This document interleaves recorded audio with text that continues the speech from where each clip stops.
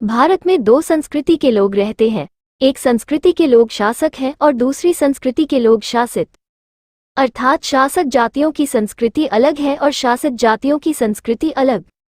अगर शासक और शासित एक ही संस्कृति के लोग होते तो भारत का संविधान अब तक उनकी भावनाओं के अनुरूप लागू कर दिया गया होता। देश में ऊंच नीच, छुआछूत, घृणा द्वेष की भावना नहीं होती। किसी के साथ भेदभाव नहीं होता, किसी तरह कोई पक्षपात नहीं होता, किसी तरह की कोई समस्या नहीं होती। किसी को अधिकार मांगने के लिए आंदोलन, धरना प्रदर्शन, अनशन और संघर्ष करने में समय बर्बाद करने की जरूरत नहीं होती। समय का उपयोग देश के रचनात्मक कार्यों में होता। सभी को रोजगार की व्यवस्था होती तो 5 किलो फ्री में अनाज 80 करोड़ लोगों को देने की व्यवस्था क्यों करनी होती?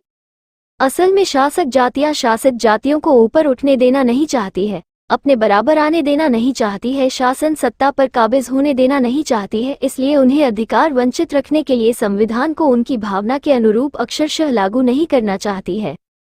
उल्टे वो संविधान के खिलाफ काम कर रही है।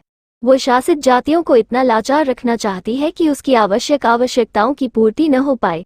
वे हैंड टू माउथ रहे कि देश, समाज और अपनी उन्नति के लिए कुछ सोच ही न पाए। 5 किलो फ्री अनाज में खुश रहे, वे अपने बच्चों को अच्छी शिक्षा न दे पाए, उनके बच्चे रोजगार प्राप्त करने लायक न बन पाए, शासन प्रशासन में आने के लिए शासित जातियां प्रतिस्पर्धा न कर पाए और शासन सत्ता पर शासक जातियों का एकाधिकार कायम रहे।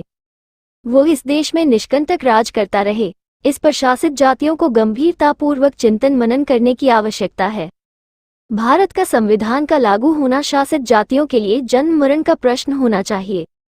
बाबा साहेब अम्बेडकर ने स्पष्ट कहा है कि भारत का इतिहास दो संस्कृतियों के बीच संघर्ष का इतिहास है और आज भी ये दो संस्कृतियों के बीच संघर्ष चल रहा है।